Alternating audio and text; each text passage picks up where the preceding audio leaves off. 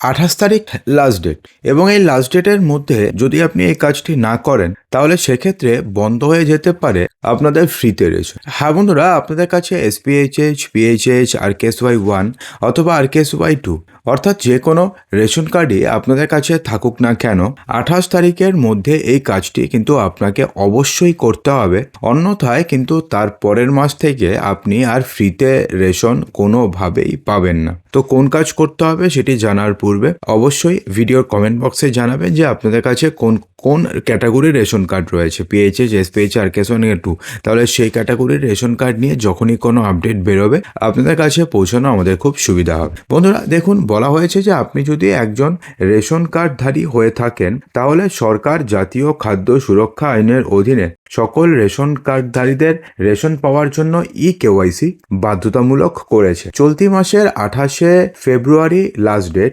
এই 28শে ফেব্রুয়ারির মধ্যে আপনি যদি KYC সম্পূর্ণ না করেন, অর্থাৎ আপনার KYC যদি 28শে ফেব্রুয়ারির মধ্যে আপনি সম্পূর্ণ না করেন তাহলে মার্চ মাস থেকে আপনারা আর বিনামূল্যে রেশন পাবেন। ভারতের প্রতিটি নাগরিকের কাছে বিশেষ গুরুত্বপূর্ণ পরিচয়পত্র হচ্ছে রেশন কার্ড।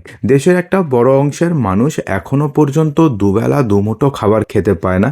অনেকেই তারা রয়েছেন, তারা এই রেশন কার্ডের ওপরেই তারা নির্ভরশীল। বর্তমানে রেশন কার্ডের সঙ্গে KYC বাধ্যতামূলক করা হয়েছে, যার মেইন উদ্দেশ্য হচ্ছে সরকারি প্রকল্পের সুবিধাগুলি একমাত্র সঠিক এবং একমাত্র যোগ্য ব্যক্তিদের কাছেই পৌঁছে দেওয়া। অর্থাৎ ফ্রিতে রেশন তো আর সবার জন্য নয়, ফ্রিতে রেশন হচ্ছে যারা যোগ্য, যাদের নাম BPL ক্যাটাগরির মধ্যে রয়েছে, যাদের আয় একটা নির্দিষ্ট সীমার কম, বা যাদের বাড়িতে বাড়ি কিছুই নেই যাদের সেরকমভাবে, তো তারাই এই ফ্রিতে রেশনের যোগ্য। কিন্তু দেখা যায় যে সমাজে একটা বড় শ্রেণীর মানুষ যাদের বাড়িতে সমস্ত কিছু থাকা সত্ত্বেও তারা ফ্রিতে রেশনের সামগ্রী নিয়ে থাকে। তো এই সমস্ত কিছু যাতে না হয় সেই কারণেই KYC করে দেওয়া। বলা হয়েছে যারা KYC করাবেন না তারা আর রেশন পাবেন না মার্চ মাস থেকে, এমনটা কিন্তু স্পষ্টভাবে জানানো হয়েছে।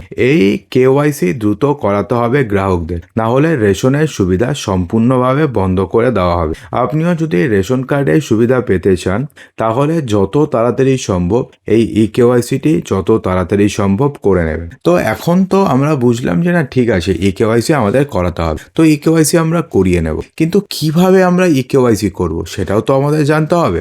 আধার কার্ড এবং লিঙ্ক করা মোবাইল নম্বর ব্যবহার করে অনলাইনেই আপনি KYC সম্পূর্ণ করতে পারবেন। অর্থাৎ প্রথমে লাগবে আপনাদের আধার কার্ড, এবং আধার কার্ডের সাথে যে নম্বর লিঙ্ক রয়েছে সেই নম্বর লাগবে। এটি করার জন্য রাজ্যের পাবলিক ডিস্ট্রিবিউশন সিস্টেম অর্থাৎ PDS পোর্টালে প্রথমে আপনাকে যেতে হবে। সেখানে link Aadhaar with ration card বলে একটা অপশন পাবে, link Aadhaar with ration card, অথবা KYC নামে আরেকটা অপশন পাবেন। এই দুটোর মধ্যে যে কোনো একটি অপশনকে আপনি সিলেক্ট করুন। এরপরে আপনি আপনার রেশন কার্ডের নম্বর দেবেন এবং আপনাকে আপনার আধার কার্ডের নম্বর দিতে হবে। অর্থাৎ রেশন কার্ড যেখানে থাকবে সেখানে আপনি রেশন কার্ডের নম্বর দেবেন, এবং আধার কার্ড যেখানে থাকবে সেখানে আপনি আধার কার্ডের নম্বর দেবেন।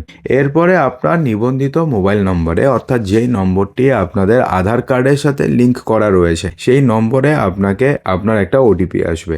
OTP যখন আপনি সঠিক জায়গায় দেবেন তখনই আপনাদের KYC সম্পূর্ণ হয়ে যাবে। রেশন দোকানে গিয়েও এই একই KYC আপনি করিয়ে নিতে পারবেন। অর্থাৎ আপনি যদি চান যে আমি এই ঝুট ঝামেলাতে যাবো না, আমি অনলাইনে যাবো না, আমি রেশন দোকানে যাব, তাহলে সেক্ষেত্রে আপনি রেশন দোকানে গিয়েও আপনি সিম্পলি যদি বলে দেন যে KYC করে দিতে, তাহলে তারা KYC করে দেবে। সরকারের তরফে দেওয়া POS মেশিনে শুধুমাত্র আঙ্গুলের ছাপ দিয়ে আপনি এটি করতে পারবেন।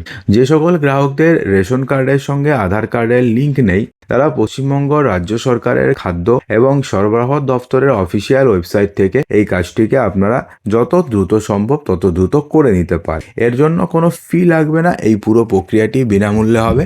কিন্তু এই প্রক্রিয়াটিকে আপনাকে আগামী 28শে ফেব্রুয়ারির মধ্যে করতে হবে। 28শে ফেব্রুয়ারির মধ্যে যদি আপনি এই প্রক্রিয়াটিকে সম্পূর্ণ করতে পারেন তাহলে মার্চ মাস থেকে আপনি যেরকমভাবে রেশন পাচ্ছিলেন সেরকমভাবে রেশন পেতে থাকবেন। আর যদি আপনি 28শে ফেব্রুয়ারির মধ্যে এটি কমপ্লিট না করেন তাহলে সেক্ষেত্রে মার্চ মাস থেকে ফ্রিতে রেশন পাওয়া বন্ধ হয়ে যাবে। তো বন্ধুরা, আশা করব যে ভিডিওটিকে আপনাদের সমস্ত কিছুই সঠিকভাবে বোঝাতে পেরেছি। যদি ভিডিওটি ভালো লেগে থাকে তো ভিডিওটিকে লাইক করবেন, বন্ধুদের মাঝে প্রচুর শেয়ার করবেন এবং চ্যানেলটিকে সাবস্ক্রাইব অবশ্যই করবেন।